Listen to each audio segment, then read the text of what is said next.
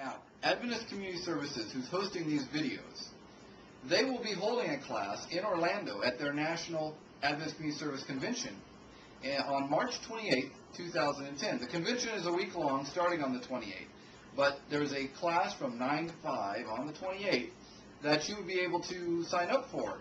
And you can do that at plusline.org if you're interested.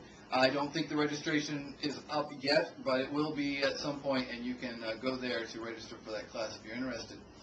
Now, if you're coming to the convention and you're going to sign up for the class and then take the exam on the Thursday later that week, we ask that you definitely get a book in advance, and you definitely study, and that you actually go through the entire question pool and do some practice exams before you get there.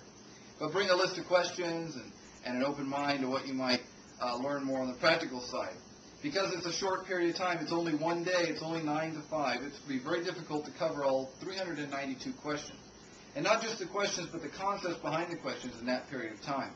So we're asking that you do a little self-studying, and then have the course in addition to the self-studying.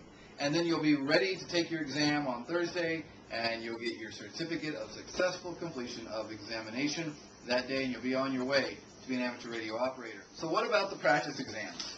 Well, the practice exams, there are many you can find on the internet. When I got my technician class book, it actually came with a CD. I don't remember if I paid extra for it or not, that had software for practice exam. And that was really great. I used it a lot. If you don't have an internet connection, that's a great way to go. If you do have an internet connection, check out QRZ.com. Bottom left-hand frame, you'll see a link there for practice exams, and you can take practice exams online. I just recommend that you go through all the different variations of the practice exams that QRZ has, because some people just sit and do one over and over, and it's the same questions, and they're not covering the whole question pool. And remember, the test is picked at random, so it could be that all the questions would come from the other practice tests that you hadn't done, and you might get a little surprised in the examination session. So what are some other sites that have practice exams? Well, www.eham.net. eham.net. A couple others that I found were www.aa9w, that's alpha 9 whiskey.com. And you can also find one at kb0mga.net, that's Kilo Bravo 0 Golf Mike Alpha.net. So you have a lot of options for practice tests, a lot of options for training materials. So go to Amazon.com, go to ARRL.com, go to ARRL.org, go to W5YI.org. Get yourself a book, get yourself the materials so we can go through this together and you can start studying. I will be using the Gordon West book as a general guide, order in which we approach the questions. But either book will work. The question pool is the same. There's just a different approach to the material in the two different books here. So get one, and you'll be on your way. You go to www.communityservices.org. That is the Adventist Community Services national homepage. And we hope to shortly, in a few weeks, have a website up there that will list a lot of this information I'm giving, like as far as websites, helpful documents, helpful materials, and other contact information may be on there. So do check back, and when we get that up, you'll be able to use that as an additional resource. So let's look at how a couple of these questions are laid out in the manual. So here is the ARRL's question pool in the back of their technician class book. You'll see that each question has a category number. The book will explain to you what each category is, what T1 stands for, and T2. All technician class questions will start with a T. The general will start with a G, etc. So any question that starts with a T is from the technician class. 1 is from group 1, and then you have a letter and 2 other numbers. And so the numbers at the end, the last 2, are just sequential numbers of the questions within that grouping. So here we have Tango 1, Delta 05, and I don't know if you can read that or not, but you see the gist of it here.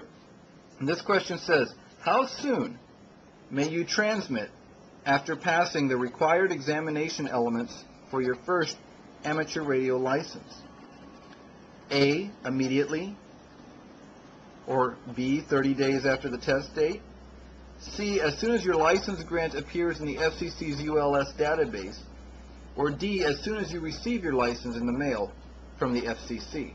Now remember, the order of these multiple choice answers might be mixed up, but the wording of each of them will stay the same. The answer here, of course, is C, as soon as your license grant appears in the FCC's ULS database.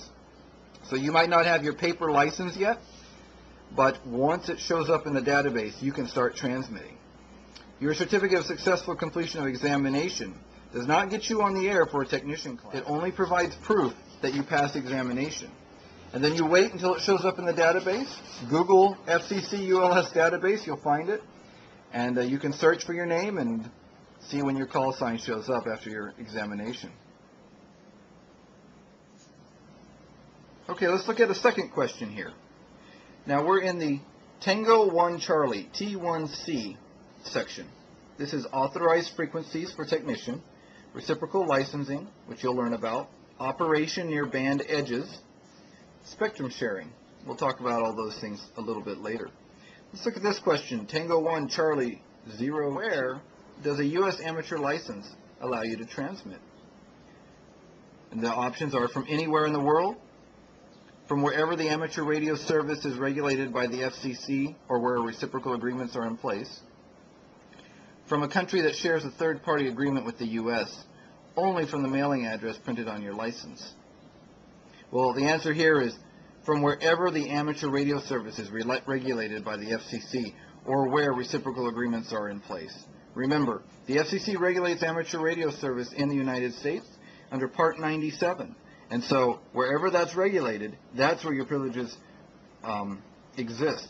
We'll talk about reciprocal agreements a little later, but any countries or other locations where the FCC has a reciprocal agreement, then you would also be able to transmit. And if there are any special constraints or anything, you would need to respect those as well. Well, I hope that helps you understand what you need to get started for studying for your exam. But we'll see you back here on this YouTube channel, and we'll start going through the technician class question pool so you can get your amateur radio license. This is Justin, KJ4FCZ, signing off.